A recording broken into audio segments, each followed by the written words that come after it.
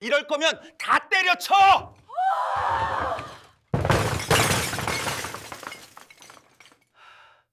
설날 차례상이 그대로 뒤집혔습니다. 국그릇이 바닥에 깨지고 전 접시가 산산조각 났어요. 과일이 사방으로 굴러갔습니다. 10명이 넘는 친척들이 그 자리에서 얼어붙었어요. 너 지금 뭐 하는 거야? 시어머니의 목소리가 갈라졌습니다. 18년 동안 한 번도 목소리를 높이지 않았던 장남이 차례상을 엎은 거였어요. 그런데 그날은 달랐습니다. 안에 갈아 넣어서 지내는 제사면 오늘로 끝입니다. 친척들 시선이 전부 한쪽으로 쏠렸어요. 그 한가운데 앞치마를 두른 여자가 서 있었습니다. 양념 자국이 번진 앞치마, 물에 불어 퉁퉁해진 손.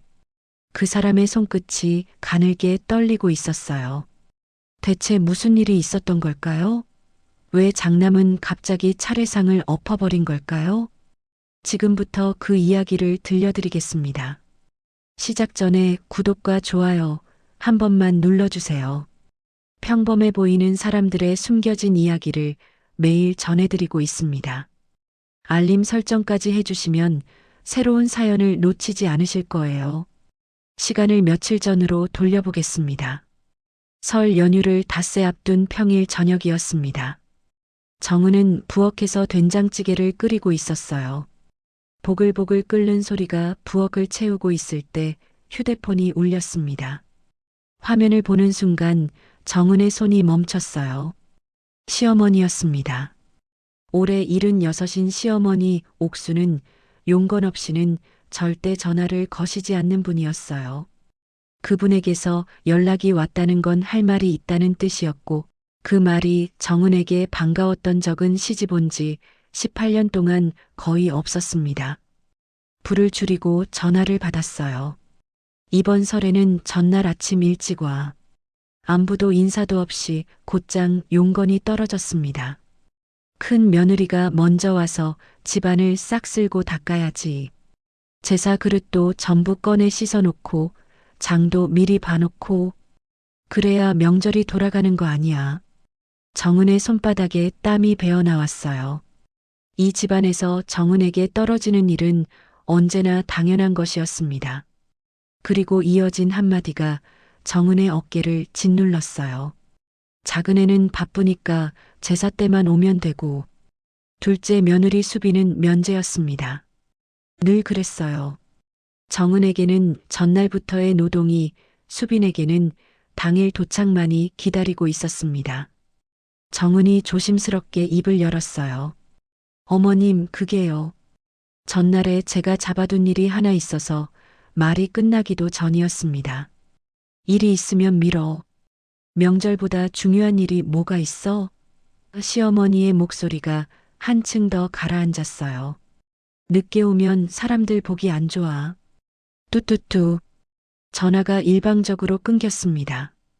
정은이 입을 열기도 전에요. 정은은 휴대폰을 내려놓고 냉장고를 바라보았어요. 거기 노란 메모지가 한 장 붙어 있었습니다. 며칠 전 혼자서 끄적여 놓은 거였어요. 이번 설에는 같이 준비하면 안 될까요? 연습하듯 적어둔 한 줄이었습니다. 잠시 뒤 현관문이 열렸어요. 남편 태호가 퇴근한 거였습니다. 정은은 메모지를 떼어 손에 쥐었어요. 그리고 조심스럽게 입을 열었습니다. 여보, 이번 설에 하루만이라도 같이 준비하면 태호가 외투를 벗으며 돌아보지도 않고 대답했어요. 어머니 말씀대로 해. 원래 그런 거잖아. 괜히 분위기 깨지 말고. 정은의 입이 닫혔습니다. 18년 동안 한 글자도 달라지지 않은 대답이었어요. 손안에서 메모지가 구겨졌습니다. 쓰레기통에 넣지도 않았어요. 주머니에 조용히 밀어넣으며 웃었습니다. 응, 알았어. 괜찮아. 자기 말을 지우는 사람. 정은은 18년 동안 그렇게 살아왔어요. 하고 싶은 말을 적고 구기고 괜찮다고 덮는 것. 그게 이 집에서 정은이 살아남는 방법이었습니다. 명절은 아직 닷새나 남아 있었어요. 코앞도 아니었습니다. 그런데 벌써 가슴이 답답했어요. 숨이 턱끝까지 차올라 있는데 내뱉을 수가 없었습니다. 명절 전날 아침 정은은 남편과 함께 시댁으로 향했습니다. 아이들은 두고 왔어요. 큰딸 유진은 수능 준비 때문에, 아들 민수는 학원이 있다며 안 가겠다고 했습니다. 시댁 현관문을 여는 순간 익숙한 냄새가 코끝을 스쳤어요. 오래된 장롱 냄새와 방향제가 뒤섞인 이 집 특유의 냄새였습니다. 18년 동안 명절마다 맡아온 냄새인데도 들어서는 순간 가슴이 무거워지는 건 어쩔 수 없었어요. 왔어? 빨리 들어와. 할 게 산더미야. 인사도 채 못했습니다. 외투라도 벗고 잠깐 앉았다 시작하고 싶었지만 시어머니의 눈빛이 그걸 허락하지 않았어요. 남편은 어땠을까요? 나 TV나 봐야겠다. 운전하느라 피곤해. 그 한마디를 남기고 거실 소파에 드러누웠어요. 정은도 같은 차에서 2시간을 왔지만 쉬겠다는 선택지 같은 건 없었습니다. 부엌에 들어서자 냉장고 안이 가득 차 있었어요. 냉장고 정리부터 시작해서 제사 그릇을 꺼내 닦고 바닥에 쪼그려 앉아 나무를 손질했습니다. 허리가 구부러진 자세로 1시간 넘게 앉아 있으니 등이 끊어질 것 같았어요. 그 사이 시어머니는 부엌과 거실을 오가며 정은을 지켜보셨습니다. 그 도마 아니야. 큰 거 써. 정은이 도마를 바꿨어요. 칼을 그렇게 잡으면 손 버려. 누가 그렇게 가르쳤어? 정은은 아무 대답 없이 칼 쥐는 손을 고쳐 잡았습니다. 아이고, 손이 왜 이렇게 느려? 그러다 해 넘어가겠다. 몇 분에 한 번씩 정확하게 숨통을 조여왔어요. 시어머니가 나물 쪽으로 시선을 옮기셨습니다. 고사리를 그렇게 대충 자르면 어떡해? 뿌리를 더 잘라야지. 정은은 고개를 숙인 채 대답했어요. 네, 어머님. 다시 손볼게요. 이러니까 일이 늘지. 직접 돕지는 않으시면서 틀린 것만 짚으셨습니다. 정신을 차려보니 저녁 7시가 넘어 있었어요. 9시간 가까이 쉬지 않고 서 있었던 겁니다. 거실에서 텔레비전 소리가 울려왔어요. 태호가 부엌 쪽을 힐끗 쳐다보았습니다. 정은과 눈이 마주쳤어요. 이마에는 땀이 맺혀 있었고 앞치마에는 양념 자국이 번져 있었습니다. 태호는 그 모습을 보았어요. 그리고 고개를 돌렸습니다. 괜찮냐는 말도 힘들면 쉬어라는 말도 없었어요. 밤 11시가 넘었지만 정은은 멈추지 않았습니다. 시어머니가 부엌에 다시 나오셨어요. 내일 전 부칠 때는 좀 제대로 해. 친척들 보는데 창피하게 하지 말고. 정은은 고개를 끄덕였습니다. 부엌에는 칼질 소리와 물 흐르는 소리만 울렸어요. 거실에서는 웃음소리가 흘러나왔습니다.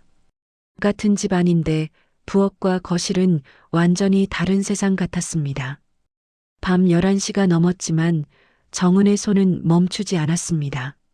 나무를 가지런히 묻혀 그릇에 담고 내일 부칠 전 재료를 종류별로 나누어 놓고 상차림 순서를 머릿속으로 정리하고 있었어요.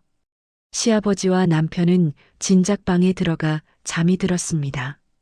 거실에는 시어머니만 남아 텔레비전을 보고 계셨어요. 정은이 내일 인원수가 궁금해서 조심스럽게 입을 열었습니다. 어머님, 작은 동서는 내일 언제쯤 와요? 아무 뜻 없는 질문이었어요. 그릇수를 맞추려는 것뿐이었습니다. 하지만 시어머니에게서 돌아온 대답은 결이 달랐어요. 작은애는 바빠. 제사 시작할 때만 오면 돼. 담담한 목소리였습니다. 마치 날씨 이야기를 하듯 가볍게 흘리셨어요. 그러면 내일도 전부 혼자 해야 한다는 뜻이었습니다. 정은이 입안에서 맴도는 말을 삼켰어요. 그런데 시어머니의 말씀이 이어졌습니다. 목소리가 달라졌어요. 분명히 달라졌습니다. 아까 정은에게 지시하실 때의 차갑고 짧은 말투가 아니었어요. 부드러워져 있었습니다. 그래도 올 때마다 용돈은 꼬박꼬박 챙겨오더라. 봉투에 넣어서 깔끔하게. 입꼬리가 살짝 올라가 있었어요. 마음 쓸 줄 아는 애지. 올 때마다 내가 좋아하는 약과도 사오고 아버님 홍삼도 빼먹는 법이 없어. 정은은 싱크대 앞에 서서 등을 보인 채 그 말을 듣고 있었습니다. 돌아보지 않았어요. 돌아보면 지금 자기 얼굴에 떠 있는 표정을 시어머니가 보실 테니까요. 시어머니가 혀를 차며 덧붙이셨습니다. 그런 게 진짜 효도야. 돈을 쓸 줄 알아야지. 마음이 있어야 쓰는 거고, 돈을 쓸 줄 아는 게 효도라는 말. 마음이 있어야 쓴다는 말. 그러면 돈을 못 쓰는 사람은 마음이 없다는 뜻이었어요. 정은도 효도를 하고 싶지 않아서 안 한 게 아니었습니다. 형편이 안 됐을 뿐이었어요. 그래서 정은은 돈 대신 몸으로 때웠습니다. 새벽부터 일어나고 밤늦도록 서 있고 아프다는 소리 한 번 못하면서요. 하지만 시어머니 눈에는 봉투에 든 돈은 보이고 앞치마를 두른 채 서 있는 사람은 보이지 않는 것 같았습니다. 작은 애는 센스가 있어. 내 생일 때도 꼭 꽃다발 들고 오거든. 잠깐 말을 끊으셨다가 이으셨어요. 그런 건 타고나는 거야. 집안 교육이 달라서 그런 거지. 집안 교육이 다르다는 말. 정은은 그 칼끝이 어디를 향하는지 정확히 알았어요. 돌아가신 친정 어머니가 떠올랐습니다. 넉넉하지 않은 살림에서도 밥 짓는 법, 반찬 만드는 법, 김장하는 법을 가르쳐 주신 분이었어요. 그 어머니가 가르쳐 주신 것들로 18년 동안 이 부엌을 지켜왔습니다. 그런데 지금 그 어머니의 교육이 모자랐다는 말을 듣고 있었어요. 네. 작은 동서가 참 잘하죠. 겨우 그 한마디를 짜냈습니다.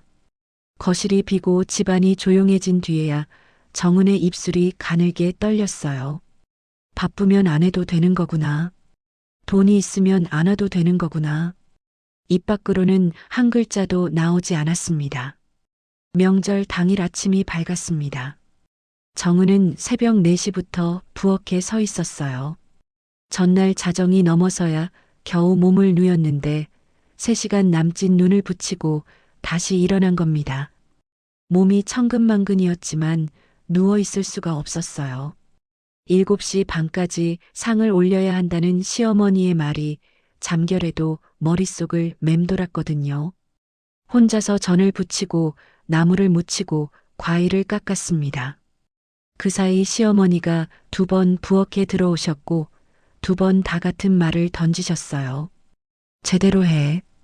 7시가 조금 넘었을 때 거실에서 시어머니가 전화를 받는 소리가 들렸습니다. 응, 그래. 알았어. 조심해서 와. 전화를 끊은 시어머니가 부엌 쪽을 향해 말을 던졌어요. 작은 애네가 좀 늦는데. 갑자기 일이 생겼다더라. 정은의 손이 멈췄습니다. 갑자기 일이 생겼다. 작은 동서는 그 한마디면 됐어요. 늦을 것 같다. 그러면 끝이었습니다. 시어머니도 알았어. 조심해서 와로 마무리하셨으니까요. 그런데 정은은 18년 동안 한 번도 그 말을 써본 적이 없었습니다. 아니, 써볼 수가 없었어요. 그 생각이 스치는 순간 삼켜왔던 말 하나가 목 끝까지 올라왔습니다. 정은이 조심스럽게 입을 열었어요. 목소리가 떨렸습니다. 어머님, 앞으로 명절 준비 작은 동서랑 나눠서 하면 안 될까요? 부엌에 기름 식는 소리만 남았습니다. 시어머니가 천천히 고개를 돌렸어요. 놀란 표정이 아니었습니다. 화가 난 얼굴도 아니었어요. 그보다 더 무서운 거였습니다. 당연한 걸 왜 입 밖에 꺼내느냐는 그런 눈이었어요. 나눠서 해? 목소리가 낮았습니다. 소리를 지르는 게 아니라 오히려 조용해서 더 무거웠어요. 맏며느리가 제사를 나눠서 하겠다고? 시어머니가 한 발 다가왔습니다. 부엌 문턱 안쪽으로 들어서며 정은의 눈을 똑바로 쏘아보았어요. 맏며느리가 제사도 못 지내겠다는 거야? 그러면 이 집에 앉아 있을 이유가 뭐야? 정은의 숨이 멈추는 것 같았습니다. 싫으면 내가 나가. 그 한마디가 부엌 전체를 눌렀어요. 시어머니는 등을 돌려 거실로 나갔습니다. 정은은 꼼짝도 하지 못하고 서 있었어요. 한참 뒤 남편에게 갔습니다. 여보, 아까 어머님이 나한테 나가라고 했어. 태호의 시선이 정은에게 멈췄어요. 맏며느리가 제사도 못 지내면 여기 있을 이유가 뭐냐고. 나한테 그렇게 말씀하셨어. 남편의 표정이 미세하게 움직였습니다. 뭔가 말하려는 것 같기도 했어요. 정은은 그 순간을 기다렸습니다. 괜찮아. 내가 어머니한테 얘기할게. 그 정도면 됐어요. 진심이 담긴 한마디면 정은은 다시 그 부엌에 설 수 있었을 겁니다. 남편이 입을 열었어요. 오늘만 넘기자. 어머니가 원래 예민하신 거 알잖아. 친척들 곧 오는데 분위기 깨지 마. 정은의 가슴 한가운데가 텅 비어버리는 느낌이었습니다. 친척들이 속속 도착했습니다. 현관문이 열릴 때마다 인사소리와 웃음소리가 집 안을 채웠어요. 정은은 현관에서 인사를 받으며 외투를 챙기고 곧바로 부엌으로 돌아가 차를 끓이고 과일을 깎았습니다. 거실과 부엌 사이를 몇 번이나 오갔는지 셀 수가 없었어요. 누가 물을 달라 하면 물을 떠왔고 누가 수건을 더 달라 하면 수건을 가져왔습니다. 다리는 퉁퉁 부어올라 있었지만 멈출 수 있는 상황이 아니었어요. 제사 시작이 코앞이었을 때 현관문이 열렸습니다. 시동생과 둘째 며느리 수빈이 나란히 들어왔어요. 딱 그 시간이었습니다. 음식은 전부 차려져 있고 절만 올리면 되는 바로 그 타이밍이었어요. 수빈은 깔끔한 모습이었습니다. 밝은색 코트에 단정한 머리, 한 손에는 백화점 쇼핑백을 들고 있었어요. 시어머니의 얼굴이 환해졌습니다. 아이고, 우리 작은애 왔어? 고생했지. 추운 날 오느라 고생했지. 고생했지. 이틀 밤을 새운 정은에게는 한 번도 건네지 않은 말이었어요. 수빈이 웃으며 쇼핑백을 건넸습니다. 어머님, 갑자기 일이 생겨서 늦었어요. 죄송해요. 시어머니가 수빈의 손을 잡으셨어요. 아이고, 바쁜데 이런 것까지 사오고. 이쁜 것, 이쁜 것. 정은은 그 장면을 부엌 입구에 서서 보고 있었습니다. 앞치마를 두른 채 이마에 땀이 맺혀 있는 채로요. 수빈이 부엌 쪽을 힐끗 보며 말했어요. 형님, 저도 도울까요? 근데 어머님이 안 해도 된다 하셔서 악이 없는 말이었습니다. 하지만 그 한마디가 정은의 18년을 관통했어요. 정은의 눈에 가장 먼저 들어온 건 수빈의 손이었습니다. 깨끗했어요. 기름 한 방울 묻지 않은 매니큐어가 단정하게 발라진 손이었습니다. 정은은 자기 손을 내려다보았어요.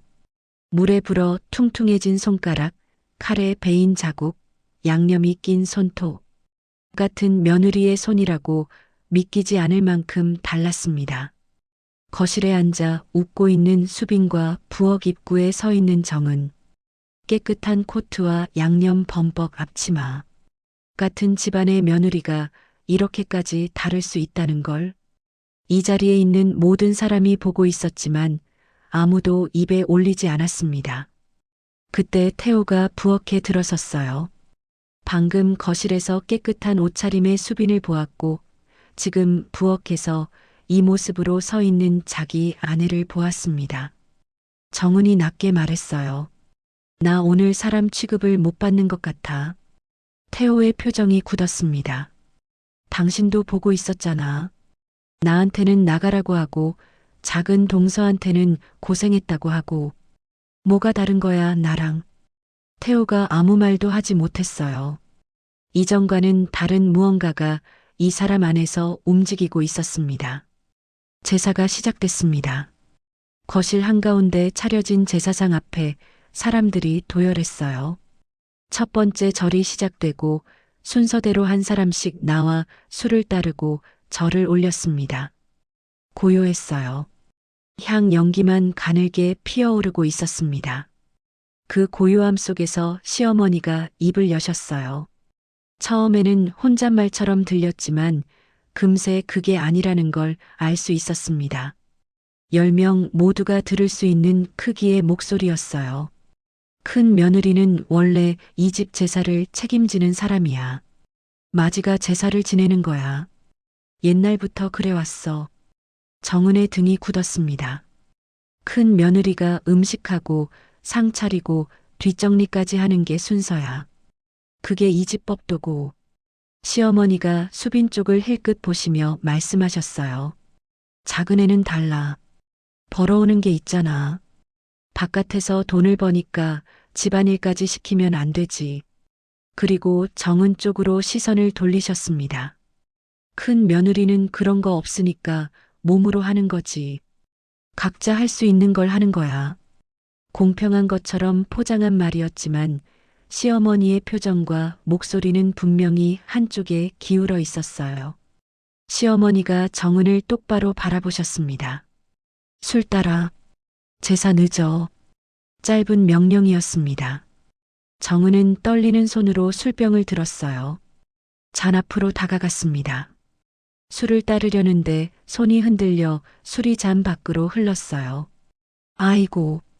시어머니가 혀를 차셨습니다. 그리고 멈추지 않으셨어요.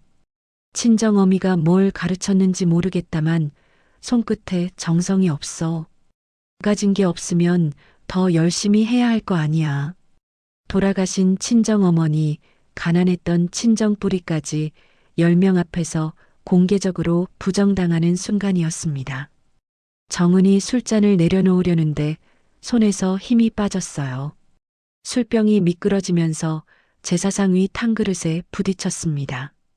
뜨거운 국물이 정은의 손등 위로 쏟아졌어요. 피부가 벌겋게 달아올랐습니다. 정은이 이를 악물었어요. 아프다는 소리를 낼 수 없었습니다. 시어머니가 혀를 차셨어요. 아이고, 제사상 더럽혔네. 정신 좀 차려. 대인 손이 아니라 제사상 걱정이 먼저였습니다. 10명이 보고 있었지만 아무도 정은의 손을 들여다보지 않았어요. 그 장면을 태호가 전부 보았습니다. 그리고 바로 그때 복도 쪽에서 돌아오던 태호의 귀에 시어머니가 옆 친척에게 속삭이는 말이 걸렸어요. 큰애네 친정이 뭐가 있어야지. 돈 한 푼 못 가져오면서 밥값이라도 하는 거야 저게. 태호의 표정이 굳었습니다. 18년간 중간에 있다고 생각했던 자신이 가해 구조의 방패였다는 사실이 그제야 눈앞에 선명해졌어요. 아내가 삼켜온 것들, 밤마다 구겨 넣은 메모지들, 대신 웃어 보인 괜찮다는 말들, 전부가 한꺼번에 밀려왔습니다. 제사가 시작됐습니다. 거실 한가운데 차려진 제사상 앞에 사람들이 도열했어요. 첫 번째 절이 시작되고 순서대로 한 사람씩 나와 술을 따르고 절을 올렸습니다. 고요했어요. 향 연기만 가늘게 피어오르고 있었습니다. 그 고요함 속에서 시어머니가 입을 여셨어요. 처음에는 혼잣말처럼 들렸지만 금세 그게 아니라는 걸 알 수 있었습니다. 10명 모두가 들을 수 있는 크기의 목소리였어요. 큰 며느리는 원래 이 집 제사를 책임지는 사람이야. 마지가 제사를 지내는 거야. 옛날부터 그래왔어. 정은의 등이 굳었습니다. 큰 며느리가 음식하고 상 차리고 뒷정리까지 하는 게 순서야. 그게 이 집 법도고. 시어머니가 수빈 쪽을 힐끗 보시며 말씀하셨어요. 작은 애는 달라. 벌어오는 게 있잖아. 바깥에서 돈을 버니까 집안일까지 시키면 안 되지. 그리고 정은 쪽으로 시선을 돌리셨습니다. 큰 며느리는 그런 거 없으니까 몸으로 하는 거지. 각자 할 수 있는 걸 하는 거야. 공평한 것처럼 포장한 말이었지만 시어머니의 표정과 목소리는 분명히 한쪽에 기울어 있었어요. 시어머니가 정은을 똑바로 바라보셨습니다. 술 따라. 제사 늦어. 짧은 명령이었습니다. 정은은 떨리는 손으로 술병을 들었어요. 잔 앞으로 다가갔습니다. 술을 따르려는데 손이 흔들려 술이 잔 밖으로 흘렀어요. 아이고. 시어머니가 혀를 차셨습니다. 그리고 멈추지 않으셨어요. 친정어미가 뭘 가르쳤는지 모르겠다만 손끝에 정성이 없어. 가진 게 없으면 더 열심히 해야 할 거 아니야. 돌아가신 친정어머니, 가난했던 친정 뿌리까지 10명 앞에서 공개적으로 부정당하는 순간이었습니다. 정은이 술잔을 내려놓으려는데 손에서 힘이 빠졌어요. 술병이 미끄러지면서 제사상 위 탕그릇에 부딪혔습니다. 뜨거운 국물이 정은의 손등 위로 쏟아졌어요. 피부가 벌겋게 달아올랐습니다. 정은이 이를 악물었어요. 아프다는 소리를 낼 수 없었습니다. 시어머니가 혀를 차셨어요. 아이고, 제사상 더럽혔네. 정신 좀 차려. 대인 손이 아니라 제사상 걱정이 먼저였습니다. 10명이 보고 있었지만 아무도 정은의 손을 들여다보지 않았어요. 그 장면을 태호가 전부 보았습니다. 그리고 바로 그때 복도 쪽에서 돌아오던 태호의 귀에 시어머니가 옆 친척에게 속삭이는 말이 걸렸어요. 큰애네 친정이 뭐가 있어야지. 돈 한 푼 못 가져오면서 밥값이라도 하는 거야 저게. 태호의 표정이 굳었습니다. 18년간 중간에 있다고 생각했던 자신이 가해 구조의 방패였다는 사실이 그제야 눈앞에 선명해졌어요. 아내가 삼켜온 것들, 밤마다 구겨 넣은 메모지들, 대신 웃어 보인 괜찮다는 말들, 전부가 한꺼번에 밀려왔습니다. 밖에 겨울 햇살이 내려쬐고 있었습니다. 정은은 앞치마를 두른 채 나온 거였어요. 간장 자국, 기름 얼룩이 묻은 그 앞치마 그대로였습니다. 하지만 춥지 않았어요. 남편이 옆에 서 있었습니다. 정은은 하늘을 올려다 보았어요. 파랗고 높은 겨울 하늘이었습니다. 숨을 들이마셨어요. 차가운 공기가 폐 속으로 깊이 들어왔습니다. 18년 동안 가슴 위에 올려져 있던 돌덩이가 한꺼번에 굴러 떨어진 것 같았어요. 눈물이 흘러내렸습니다. 아까와는 다른 눈물이었어요. 갇혀있던 것이 풀려나오는 눈물이었습니다. 정은이 작게 중얼거렸어요. 참던 명절은 오늘로 끝났다. 태호가 아무 말 없이 고개를 끄덕였습니다. 두 사람은 나란히 걸었어요. 어디로 가는지 정해지지 않았지만 괜찮았습니다. 그날 밤 집으로 돌아왔어요. 아이들은 잠들어 있었습니다. 딸 유진이 거실에 물 한 잔 놓고 간 흔적이 있었어요. 태호가 먼저 입을 열었습니다. 그동안 미안해. 18년 동안 한 번도 듣지 못했던 말이었어요. 나도 알면서 모른 척한 거야. 당신이 힘든 거. 정은이 고개를 저었습니다. 오늘 일어서 줬잖아. 그걸로 됐어. 그날 밤은 그 말만으로 충분했어요. 시어머니한테서 연락이 온 건 사흘 뒤였습니다. 너 그러고도 아들이야? 태호가 대답했어요. 어머니, 저는 아들이기 전에 저 사람 남편입니다. 그리고 전화를 끊었습니다. 정은은 옆에서 듣고 있었어요. 태호의 손이 떨리고 있었습니다. 평생 어머니 앞에서 입 한 번 열지 못했던 사람이 처음으로 선을 그은 거였어요. 둘째 며느리 수빈이 조심스럽게 전화를 걸어왔습니다. 형님, 그동안 죄송해요. 정은이 대답했어요.